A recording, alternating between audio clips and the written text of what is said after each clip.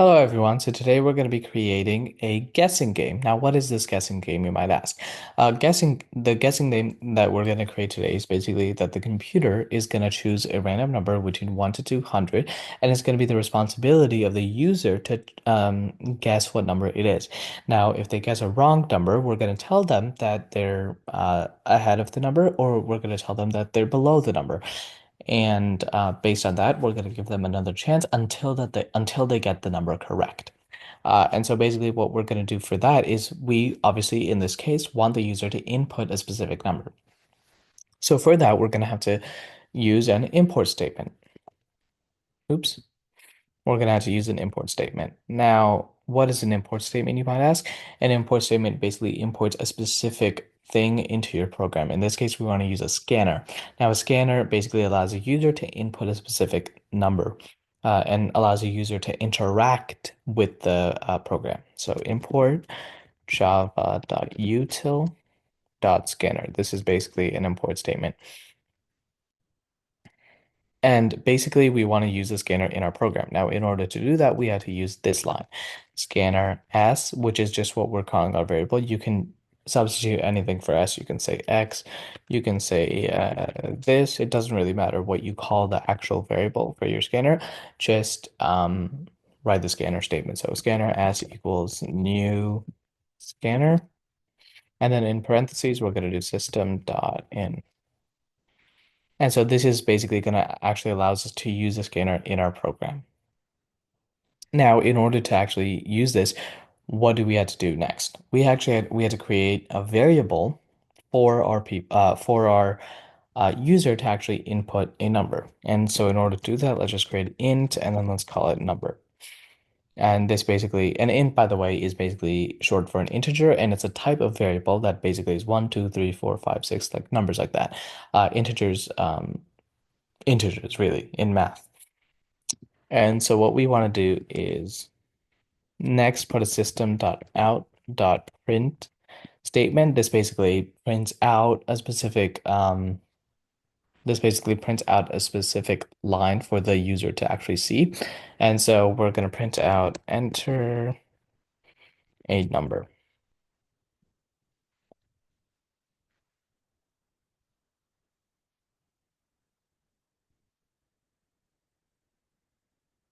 All right, so we've directed the user to basically input a specific number. So this is basically the line of code that we've written to direct the user to do that. So enter a number. Now, how do we actually get the user to input a specific number? Well, what we have to do is utilize both the scanner and the number. So we have to do number, which is this, which is just what we created over here.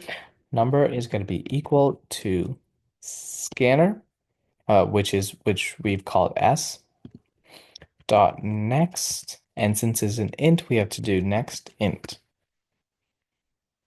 Now, if we just allow the user, oh, oops, and then we need parentheses after that. Now, if we just allow the user to basically input any number, that could get impossible for the user to actually guess what number you're thinking about.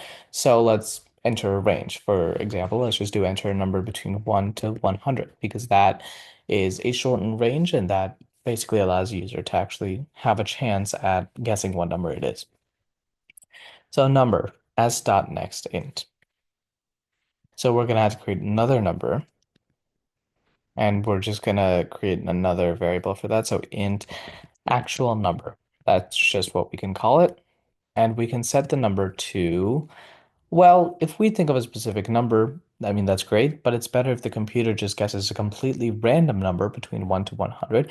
That doesn't, so we don't have to do any thinking, and it's just much easier to do. So math dot random. But this is, by the way, basically what you have to do in order for the number for there to be a random number generated by the computer. So int math.random, and then we do the range, so 100 plus 1. And so this is basically the format to create a range, to create a random number between 1 to 100. And this is gonna get the computer to do that. So it's a Very easy way to do it. We just need one line of code. And so this is the actual number. This is the, let's actually just call it the guess number because that makes our life easier. So let's just call it the guess number because this is actually the number that they're going to guess is the case. Now we want to tell them if this is the actual number, right? So first we're going to say if guess number is equal. When you're using an if statement, you can't just use equal, you have to use equal. So if guess number is equal to the actual number, then we're just gonna print out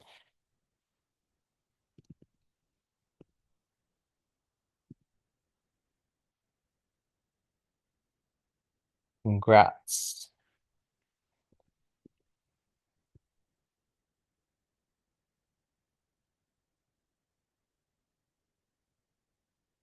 Congrats, you have guessed the number correctly. Now, if the number, now you have to use else if for this, right? Because we're doing else if. So an if statement is basically a condition that if something is true, then this should happen. But obviously, if that condition is not met, then we do else. Like if this is not true, then you should do this following this specific condition. Then that's what an else if statement is. So else if guess number is greater than actual number, then you do system.out.print,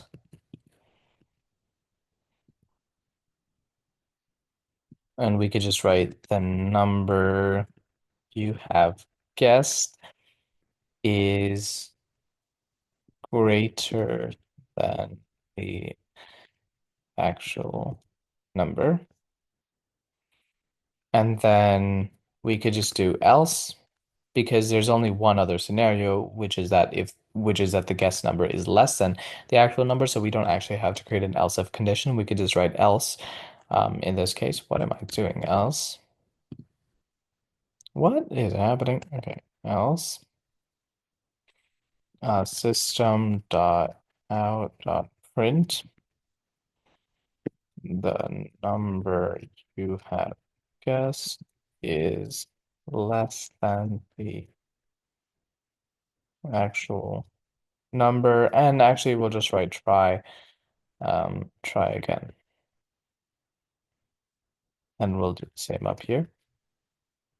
All right, so now you might ask, okay, well, this is only doing it once, so how do we actually get them to try again? And that's a fair question. Oh, by the way, for all of these statements that we're doing, we should put a dash n in front of them. And the reason why we're doing that is so that this prints out on the next line. We don't want it to print out on the same exact line because then that could get really like weird. So it's better to print out on the next line. Sorry, and now you might be asking, how do we actually get the user to try again if the number is incorrect? Well, we can create a while loop for that. What is a while loop, you might ask? A while loop is basically that everything inside the while condition will repeat itself if the condition has not been met. So we'll just do while um, guess number is not equal, the exclamation point, it means not, is not equal to the actual number. Everything inside it will continue. And so we could just copy everything inside it.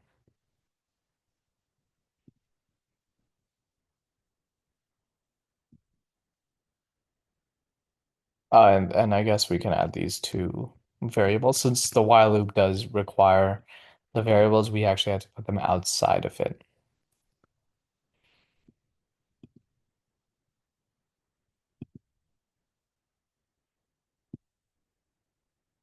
And we're going to have to set the guess number equal to 0 because for something to not equal to something else, the thing has to equal something in the first place.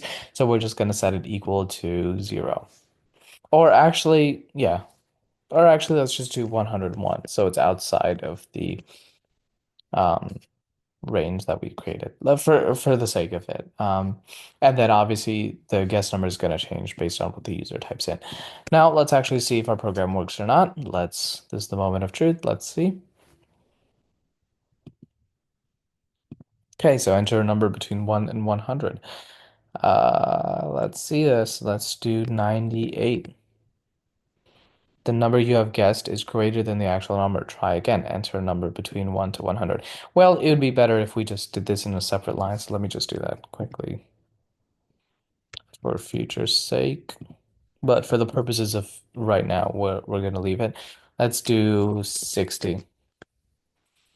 The number you have guessed is less than the actual number. Very interesting. So let's do 70 now. Oh, it's greater, so it's between 60 and 70. Interesting. So let's do 65 now. It's greater than the actual number. Okay, 62. It's less than the actual number. All right, so 63. So it has to be 64 now. Yay, congrats, you have guessed the number correctly, and now it has ended. The loop has ended. So that's very fun, and you guys just learned how to make a guessing game. Congratulations to everyone that watched this video. You've learned how to make a Java program and a guessing game. This was really fun to make, and I hope you guys enjoyed the video.